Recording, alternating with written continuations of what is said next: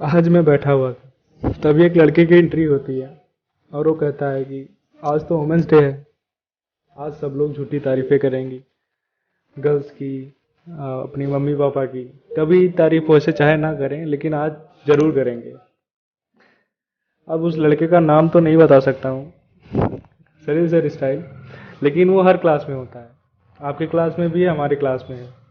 तो मैं उस चूतिए लोगों को बताना चाहता हूँ कि जितनी रिस्पेक्ट की गर्ल्स हकदार होती है ना, उसका 10% भी हम लोग नहीं दे पाते हैं हम लोगों को। तुम लोगों को तो यार पता है कि लड़कों का कितनी प्रॉब्लम होती है, कितना सहना पड़ता है, कितनी जिम्मेदारियां होती हैं, और घर परिवार संभालना पड़ता है, बहन की शादी, पापा की दवा, हर चीज का प्रॉब्लम संभालना पड़ता है। ये हम लोग को पता चल जाता है कहीं ना कहीं सोशल मीडिया से, किसी ना किसी की बातों से। सब लोग बोलते ही रहते हैं इसको। लेकिन लड़कियों का तो तुम्हें नहीं पता बाबू साहब। जो तुम बोल रहे हो कि झूठी तारीफ जो कर रहे हैं, उन चूतियों लोगों को बता देना चाहता हूँ कि लड़कियों की प्रॉब्लम अगर तुम सुन लोगे ना भाई साहब, तो शायद तुम समझ जाओगे कि जितनी तारीफ तुम कर रहे हो या तुम्हारे अंदर रिस्पेक्ट है, उतनी बहुत ही कम है। अब जिस एज में तुम लोग अपनी प्रॉब्लम संभाल नहीं सकते हो, उस एज में वो लोग अपनी प्रॉब्लम को छुपाना जान जाती हैं। और वो एज होती है 13। उस एज में तुम कहीं ना कहीं अपने दोस्तों के साथ कहीं मस्ती कर रहे होते हो, और तुम लोग को संभालना पड़ता है। तुम लोग को क्या, हम लोग को संभालना पड़ता है। मैं भी एक लड़का हूं, मैं भी, मुझे भी पता है हम लोग को संभालना पड़ता है। लेकिन एक सर्टेन लिमिट के बाद, हम लोग को सर्टेन एज के बाद संभालना पड़ता है। हम लोग की एज हो जाती है, हम लोग संभालने व्यवस्था हम लोग समझने के हकदार हो जाते हैं। हम लोग समझ सकते हैं, घर परिवार की प्रॉब्लम समझ सकते हैं। लेकिन जब एज में वो लोग अपनी प्रॉब्लम को छिपाना जान जाती है ना, वो एज होती है 13। हाँ, मैं पीरियड्स की बात कर रहा हूँ। जितना तुम एक महीने में खाना खा के ब्लड बनाते हो ना, उतना उनका हर महीने वेस्ट होता है। ये तुम्हें शायद नहीं पता होगा। यहाँ लड़के अपनी प्रॉब्लम तो शेयर कर सकते हैं अपने दोस्तों के साथ, क्योंकि उनकी सबकी प्रॉब्लम सेम नहीं होती भाई साहब।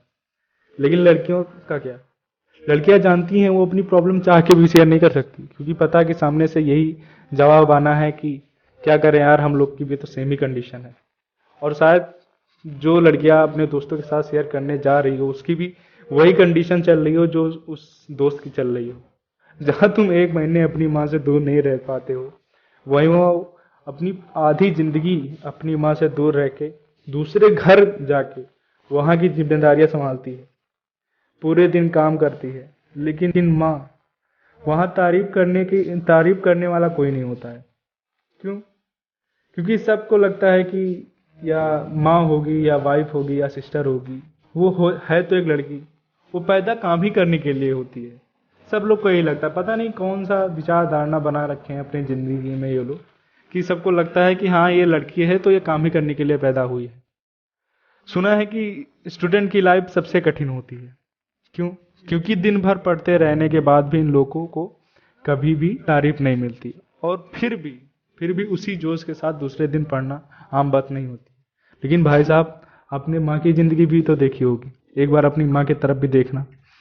उनको भी तो पूरी आधी जिंदगी तो अपने घर पे निकल जाती है, उसके बाद ससुराल में आके काम करना रहता है। उनको भी कोई तारीफ करने वाला कोई नहीं होता, उनकी भी। और तुम्हारे पापा की रिटायरमेंट एज होती है, लेकिन माँ की रिटायरमेंट एज कभी फिक्स नहीं होती है। कोई रिटायरमेंट एज नहीं फिक्स होती है भाई साहब उन लोगों की। सबसे बड़ी बात ये नहीं है कि हम लोग को प्रॉब्लम समझ में नहीं आती है। मुझे एक बात ये नहीं समझ में आ रही है कि सबको पता है कि सब शादी होने के बाद सबको पता चल जाएगा पीरियड्स, क्योंकि सबकी वाइफ आ जानी है, सबको पता चल जाना है। फिर टीचर जब आते हैं तो क्यों लड़कियों को एक अलग रूम में ले जाके ज्ञान देते हैं? अरे लड़कों के सामने बताओ तो, ताकि लड़कों को भी तो पता चले कि लड़कियां कितनी प्रॉब्लम फेस करती हैं 13 एज से, जहां हम लोग शायद कुछ जानते भी नहीं है उस समय। वो अपनी प्रॉब्लम इतनी अच्छी तरीके से संभालती हैं कि सामने वाले को पता भी नहीं चलता है। कितनी कठिनाइयों का सामना करना पड़ता है पीरियड्स में, शायद हम लोगों को नहीं पता, ज़्यादा मुझे भी नहीं पता है। जितना ही पढ़ा है उतना ही जानता हूँ, और सल्यूट करता हूँ ऐसे गर्ल्स को। मुझे पता है आप भी मेरी बात से सहमत हैं, क्योंकि जितनी बात मैं बोल रहा हूँ, आप भी उस बात पे ऐसा तो नहीं है कि मतलब बोल रहा हूँ आपको लग रहा हूँ ये गलत बोल रहा है। एक थॉट के साथ इन करना चाहता हूँ कि भीड़ देख के लड़कियों की इज्जत करना कदर नहीं कहते हैं, और केवल अपने बारे में सोचने वाले को मर्द नहीं कहते हैं।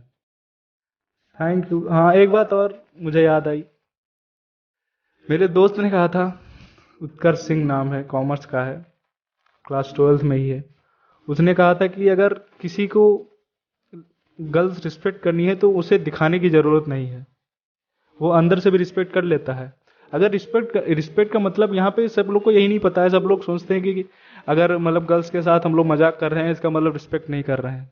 उसने कहा था कि मजाक करना रिस्पेक्ट नहीं है। हम राह पे चलती हुई लड़कियों को नहीं छेड़ते हैं ना। एक थॉट था, मैंने कहीं पढ़ा था कि नज़र ऐसा रखो कि अगर लड़की आपको देखे तो अपनी नज़रें नीचे करे, दुपट्टा ऊपर ना करे। Thank you.